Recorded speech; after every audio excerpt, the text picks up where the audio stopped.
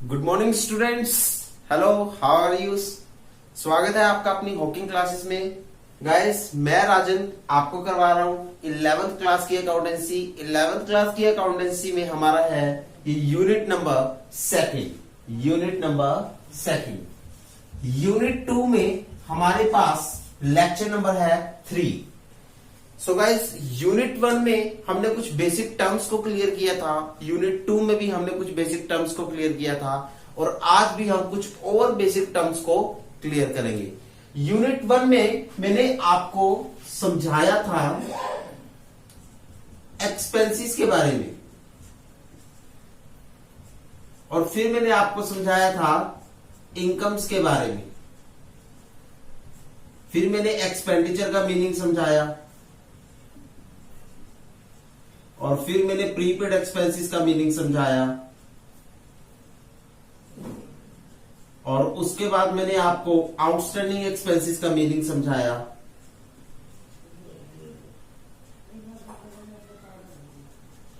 और उसके बाद मैंने आपको आउटस्टैंडिंग एक्सपेंसेस के बाद मैंने आपको एक्रूड इनकम के बारे में बताया, डेटर्स के बारे में बताया, क्रेडिटर्स के बारे में बताया, कस्टमर्स के बारे में बताया, डेटर्स के बारे में बताया, कस्टमर्स के बारे में बताया, क्रेडिटर्स के बारे में बताया और साथ ही साथ आपको सप्लायर्स के बारे में बताया। श्योर गाइस, तो ये कुछ बेसिक टर्म्स थी जिनके बारे में मैं आपको लेक्चर नंबर 1 और लेक्चर नंबर 2 में पढ़ा चुका हूं। यूनिट नंबर 2 की लेक्चर नंबर 1 और लेक्चर नंबर 2 में करवा चुका हूं। एक्सपेंसेस के बारे में आपको अच्छे से पता है, मैं फिर भी बता देता हूं। Those amounts which are necessary to pay. Expenses क्या होता है कि those amount which are necessary to pay, वो वाली अमाउंट जो नेसेसरी है पे होनी, अमाउंट नेसेसरी टू पे, वो कहलाती है हमारी expenses.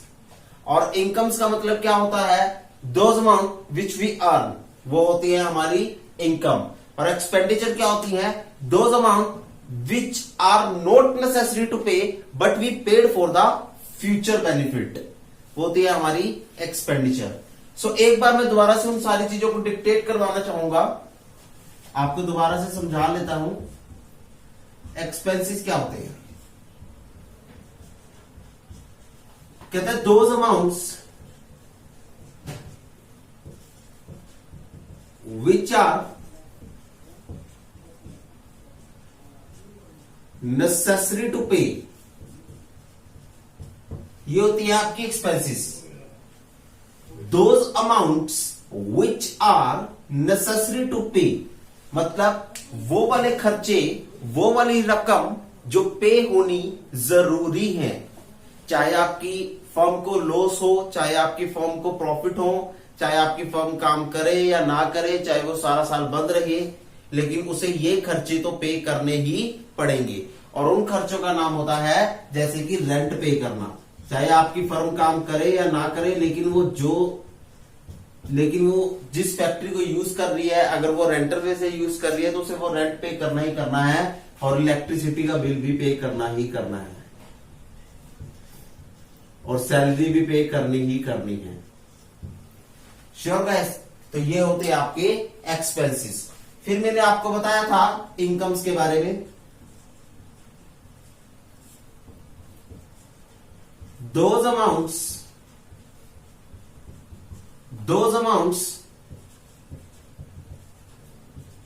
which we earn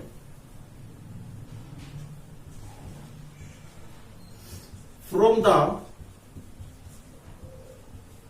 outside of business activity। Income क्या होती है, कहते हैं ये वो अमाउंट्स होती हैं, those amounts which we earn from the outside of the business activity. मतलब ये वो अमाउंट होती हैं जो हम बिजनेस एक्टिविटी से परे होकर कमाते हैं, मतलब जो बिजनेस एक्टिविटी के द्वारा नहीं कमाई जाती, जो किसी और एक्टिविटी के द्वारा कमाई जाती है। जैसे मेरे शेयर मार्केट में मेरा बिजनेस है ट्यूशन पढ़ाना, श्योर गाइस, या फिर मेरा बिजनेस है प्लास्टिक को मैन्युफैक्चर करना, श्योर गाइस। लेकिन मैं अपने बिजनेस से अलग होकर मैंने शेयर मार्केट में पैसा इन्वेस्ट कर रखा है, सो वहां से जो मुझे इंटरेस्ट रिसीव होगा वो मेरी इनकम होगी। जो मेरी बिजनेस एक्टिविटी से अलग है, जो मेरी बिजनेस एक्टिविटी से एक अलग एक्टिविटी है शेयर मार्केट में पैसा इन्वेस्ट करना, वहां से जो मुझे इंटरेस्ट रिसीव होगा वो होगी मेरी income. Example, interest receive from investment. Investment ही है ना शेयर मार्केट में पैसा इन्वेस्ट करना। हाँ जी सर, इन्वेस्टमेंट ही है। सो दिस हिसाब से इंटरेस्ट रिसीव फ्रॉम इन्वेस्टमेंट। जो इन्वेस्टमेंट होती है, जो आपने शेयर मार्केट में पैसा इन्वेस्ट कर रखा है वो इन्वेस्टमेंट होती है। हाँ जी, और वो आपकी बिजनेस एक्टिविटी से परे है, आपकी बिजनेस एक्टिविटी से अलग है, वो आपकी बिजनेस एक्टिविटी में शामिल नहीं होती, वो कोई और एक्टिविटी है। हाँ जी, वहां से जो भी आप इनकम अर्न करते हो, जो भी प्रॉफिट अर्न करते हो, या जो भी इंटरेस्ट रिसीव करते हो, श्योर वो आपकी बनती है इनकम। सर प्रॉफिट क्या होता है फिर? प्रॉफिट तो कई बच्चे पता लगा ही चुके होंगे कि प्रॉफिट क्या होता है। अगर इनकम दूसरी एक्टिविटी से अराइज होती है तो प्रॉफिट बिजनेस की एक्टिविटी से अराइज होता है। So those amounts which we earn from the business activity या फिर ट्रेडिंग एक्टिविटी,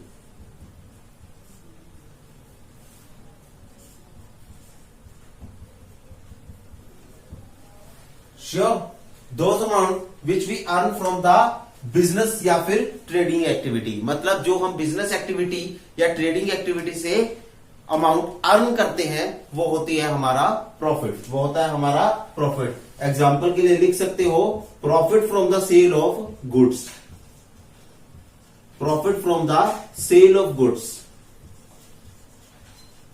आपने गुड्स को बेचा, श्योर, और गुड्स को बेचकर प्रॉफिट अर्न किया, वो होता है आपका प्रॉफिट। लेकिन आपने कहीं पर पैसा इन्वेस्ट कर रखा था, वहां से आपने इंटरेस्ट रिसीव किया, या कहीं से आपने कमीशन को रिसीव किया, श्योर, या कहीं से आपकी कोई ऐसी बिल्डिंग है, या आपकी कोई ऐसी कई सारी बिल्डिंग से आपकी जो रेंट पर चढ़ी हुई है, आप वहां से रेंट रिसीव करते हो, तो वो भी आपकी इनकम है, श्योर। गुड्स को बेचकर प्रॉफिट कमाया, वो तो हो गया आपका प्रॉफिट, श्योर गाइस। जो आपने गुड्स को बेचकर प्रॉफिट कमाया वो तो हो गया आपका प्रॉफिट। आपकी एसेट थी 5 लाख रुपए की, आपने उसे 6 लाख रुपए में बेच दिया। आपकी एसेट थी 5 लाख रुपए की, उसकी मार्केट वैल्यू थी 5 लाख रुपए, आपने उस एसेट को 6 लाख रुपए में बेच दिया, 1 लाख रुपए प्रॉफिट अर्न किया। हाँ जी, तो एसेट से प्राप्त किया हुआ प्रॉफिट क्या हो गया? इनकम हो गया। और गुड्स से प्राप्त किया हुआ प्रॉफिट क्या हो गया? प्रॉफिट हो गया। ओके सर जी, ये तो हमें अच्छे से समझ आ गया। हमने अपनी कुछ बिल्डिंग्स हैं, उन्हें हमने रेंट पर चढ़ा रखा है, तो वहां से रेंट रिसीव कर रहे हैं, श्योर। सो वो रेंट हमारी क्या बनेगी? इनकम बनेगी, क्योंकि एक तरह से outside of the business activity है ना। हाँ जी, मैंने शेयर मार्केट में पैसा इन्वेस्ट कर रखा है और वहां से मुझे इंटरेस्ट रिसीव हो रहा है, वो भी मेरी बिजनेस एक्टिविटी से परे है, तो वहां से भी मुझे क्या, वो इंटरेस्ट जो रिसीव हो रहा है वो क्या होगा? मेरी इनकम होगी। समझ रहे हो ना सारी बात को? एक बार मैं दोबारा बता देता हूं। मैंने कुछ गुड्स को बेचा और गुड्स को बेचकर प्रॉफिट अर्न किया, सर ये तो हो गई मेरी बिजनेस एक्टिविटी का प्रॉफिट, ये हो गया मेरा बिजनेस एक्टिविटी का प्रॉफिट, तो ये बनेगा मेरा प्रॉफिट, ये बनेगा मेरा प्रॉफिट। ओके जी,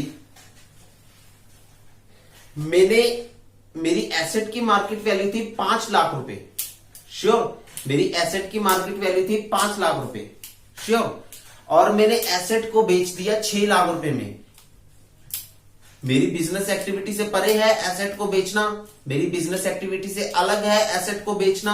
हाँ जी, अलग है एसेट को बेचना।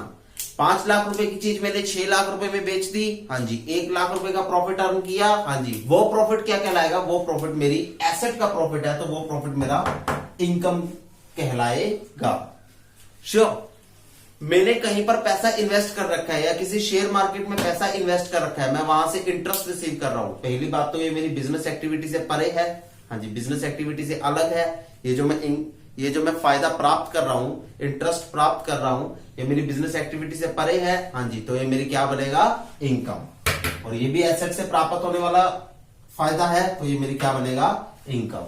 श्योर, एसेट से प्राप्त होने वाला पैसा वो बिजनेस एक्टिविटी से परे होता है और आपकी इनकम कहलाता है। गुड्स से प्राप्त होने वाला पैसा बिजनेस एक्टिविटी कहलाता है और वो आपका प्रॉफिट कहलाता है। श्योर, एसेट से प्राप्त होने वाला पैसा, एसेट से कमाया हुआ पैसा बिजनेस एक्टिविटी से परे है और इनकम कहलाता है। और गुड्स से प्राप्त होने वाला पैसा, गुड्स से कमाया हुआ पैसा बिजनेस एक्टिविटी में आता है और वो प्रॉफिट कहलाता है। सो यहां पर मैं लिखता हूं कि एसेट्स से प्राप्त हुआ या फिर कमाया गया पैसा क्या कहलाता है, is known as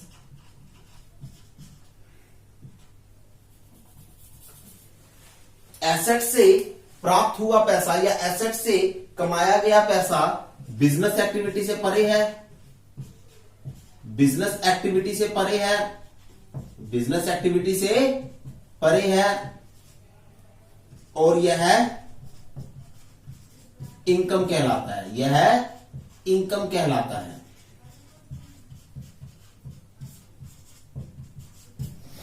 sure guys, यह इनकम कहलाता है। और गुड्स से प्राप्त हुआ पैसा, गुड्स से प्राप्त हुआ पैसा, गुड्स से प्राप्त हुआ या फिर कमाया गया पैसा, या कमाया गया पैसा, श्योर, बिजनेस एक्टिविटी में आता है, बिजनेस एक्टिविटी कहलाता है, बिजनेस एक्टिविटी का कहलाता है। श्योर, एंड और यह प्रॉफिट कहलाता है, यह प्रॉफिट कहलाता है। सर ये तो आपने बहुत अच्छी बात बता दी कि जो हम पैसा एसेट से कमाते हैं वो हमारी बिजनेस एक्टिविटी से परे है, बिजनेस एक्टिविटी से अलग है और वो इनकम कहलाता है। श्योर, जो पैसा हम एसेट से कमाते हैं। नेक्स्ट, जो पैसा हम गुड्स से कमाते हैं वो हमारी बिजनेस एक्टिविटी में शामिल होता है और वो प्रॉफिट कहलाता है। श्योर, आप जल्दी से नोट डाउन कीजिए। सो गाइस, ये थी हमारी इनकम और प्रॉफिट से रिलेटेड कुछ डिफरेंस। एक बात मैं डिफरेंस लिखवा दूं, इनकम एंड प्रॉफिट का डिफरेंस लिखवा दूं, इनकम एंड प्रॉफिट का डिफरेंस लिखवा देता हूं मैं आपको, इनकम एंड प्रॉफिट का डिफरेंस लिखवा देता हूं आपको। श्योर, इनकम क्या होती है और प्रॉफिट क्या होता है। कहता है it refers to that amount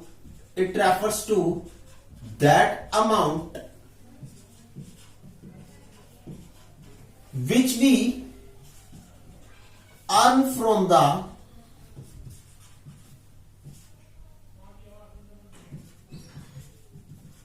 outside of business activity, outside of business activity, outside of the business activity. Example के लिए हम लिख सकते हैं इनकम फ्रॉम एसेट, एसेट से प्राप्त होने वाली income, income from sale of asset. Sure, या फिर हम लिख सकते हैं interest receive from investment, interest receive from investment. Sure, ये तो हो गई आपकी इनकम। प्रॉफिट क्या कहलाएगा, it refers to that amount, it refers to that amount which we earn from the business activity, from the business activity. Sure guys, example लिख सकते हैं profit from sale of goods and services. ओहो sir, ये तो बात बहुत बढ़िया कह दिया आपने, बिल्कुल इजी कॉन्सेप्ट से बताया कि it refers to that amount which we earn from the outside of the business activity. ये वो अमाउंट है जो हम कमाते हैं बिजनेस एक्टिविटी से अलग, किसी दूसरी एक्टिविटी से। श्योर, फॉर एग्जाम्पल अपनी एसेट को बेचना और प्रॉफिट पर बेचना, जैसे 4 लाख की एसेट थी, 5 लाख रुपए में बेच दिया, 1 लाख रुपए प्रॉफिट पर बेच दिया, तो वो इनकम कहलाएगी। या फिर इन्वेस्टमेंट, कहीं पर मैंने पैसे इन्वेस्ट कर रखा है, शेयर्स खरीद रखे हैं और वहां से मैं इंटरेस्ट रिसीव कर रहा हूं, वो भी इनकम कहलाएगा। कमीशन रिसीव कर रहा हूं, वो भी इनकम कहलाएगा। रेंट रिसीव कर रहा हूं, वो भी इनकम कहलाएगा। श्योर गाइस, सो यहां कमीशन रिसीव कर रहा हूं, वो भी इनकम कहलाएगा। अगर मैं कमीशन रिसीव कर रहा हूं, वो भी इनकम कहलाएगा। और अगर मैं रेंट रिसीव कर रहा हूं, वो भी इनकम कहलाएगा। अगर मैं रेंट रिसीव कर रहा हूं, वो भी इनकम कहलाएगा।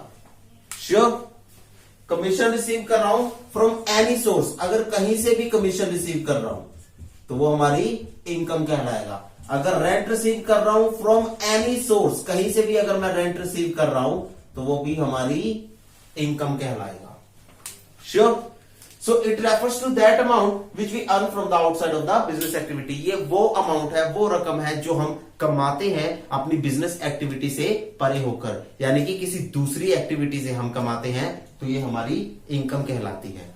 जैसे कि फॉर एग्जांपल एसेट को सेल करके इनकम प्राप्त करना और इन्वेस्टमेंट को खरीद कर वहां से इंटरेस्ट रिसीव करना।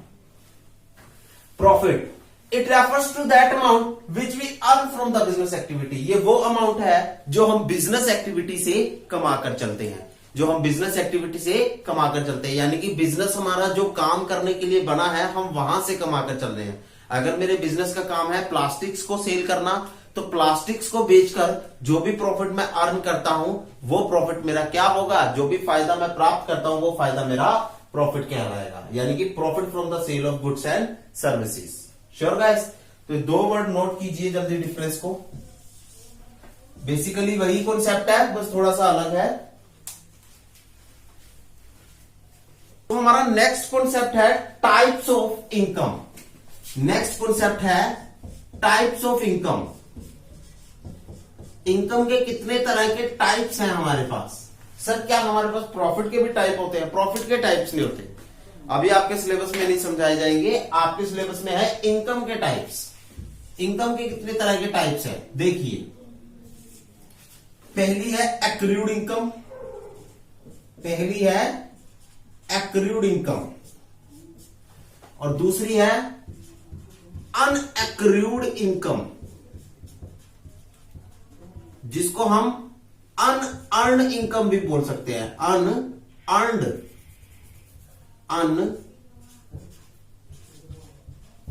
इनकम भी बोल सकते हैं। Sure guys,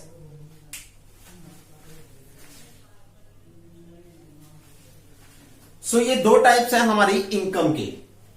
sir accrued income क्या होती है, जरा बताएंगे? श्योर, कहता है income which we earned, word याद रखना, EARNED, अर्नड, जो हम कमा चुके हैं। Sure, income which we earn but not receive yet now, ये होती है हमारी एक्रूड इनकम। श्योर, या फिर हम यहां लिख सकते हैं income which we earn, income which we earned but still pending to receive, ओहो सर, ये तो बहुत बढ़िया बात कही। इनकम जो हम कमा चुके हैं, income which we earned but not receive yet now, या फिर हम कहेंगे income which we earned but still pending to receive right now.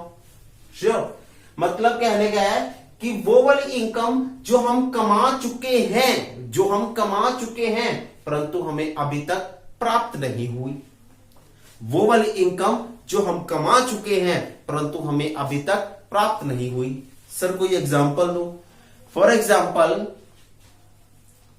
मैंने पैसा इन्वेस्ट कर रखा है शेयर मार्केट में। श्योर, वहां से मुझे इंटरेस्ट रिसीव होता है हर महीने। सो इस महीने का भी इंटरेस्ट रिसीव हो चुका है, मतलब इंटरेस्ट तो मैं कमा चुका हूं। सॉरी, इस महीने का इंटरेस्ट तो मैं कमा चुका हूं, इस महीने का इंटरेस्ट तो मैं कमा चुका हूं शेयर मार्केट से, बट मेरे बैंक अकाउंट में वो अमाउंट अभी तक ट्रांसफर नहीं हुई, बट मुझे अभी तक वो इंटरेस्ट की अमाउंट रिसीव नहीं हुई। श्योर, जैसे फॉर एग्जांपल, यहां एग्जांपल लिख देता हूं मैं। Example, interest earned from investment, interest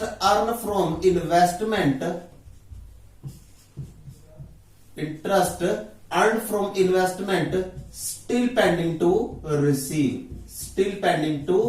receive, investment से प्राप्त किया हुआ इंटरेस्ट अभी तक हमें नहीं मिला, इन्वेस्टमेंट से कमाया हुआ इंटरेस्ट अभी तक हमें नहीं मिला, वो होती है हमारी एक्रूड इनकम, जो अभी तक आई नहीं हमारे हाथ में, वो होती है हमारी accrued income. Okay sir.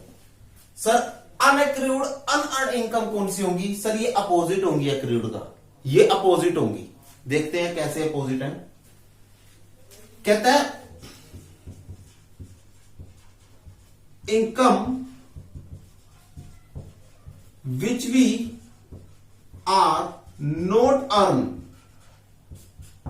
income which we are not earn, या फिर income which we not earn,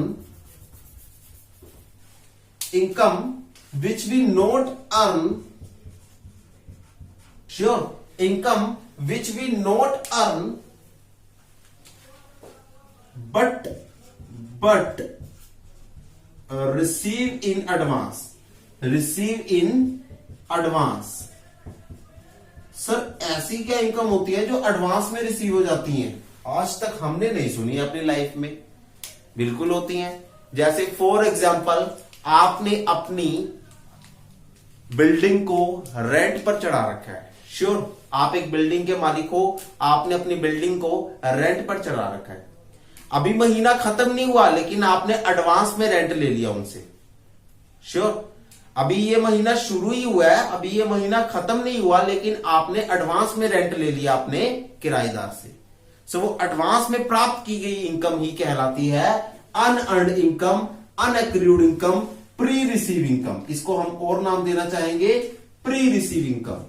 ये होती है आपकी प्री रिसीव इनकम। ओ सर, ये इनकम वो वाली इनकम है जो अभी तक नहीं कमाई लेकिन एडवांस में प्राप्त कर ली है, एडवांस में रिसीव कर ली है। जो अभी तक नहीं कमाई लेकिन एडवांस में रिसीव कर ली है, मतलब income which we not earn, वो इनकम जो अभी तक नहीं कमाई बट रिसीव इन एडवांस, परंतु एडवांस में रिसीव कर ली है। जिस वजह से इन इनकम को कहा जाता है प्री रिसीव इनकम, मतलब एडवांस में रिसीव की गई इनकम। प्री रिसीव इनकम मतलब एडवांस में रिसीव की गई इनकम, यानी कि अनअर्न्ड इनकम, यानी कि अनएक्रूड इनकम। श्योर गाइस, पक्की बात है? हाँ जी सर, समझ आ गया ना? सर यहां पर हम एग्जाम्पल क्या लिख सकते हैं? एग्जाम्पल भी लिखवा देते हैं। एग्जाम्पल लिखो,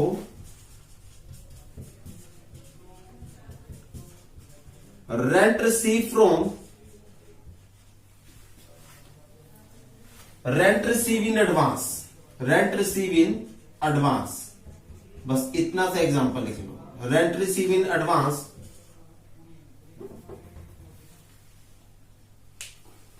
बस इतना ही लिख लो, रेंट रिसीव इन एडवांस। ये हो गया आपका एग्जाम्पल। ज्यादा कोई टिपिकल एग्जाम्पल मत लिखो, अभी आपको समझ नहीं आएगा। सो आप यही लिखो कि rent receive in advance. Sure guys? So ये आपके इनकम के टाइप्स हैं, जल्दी से इसे नोट डाउन कीजिए।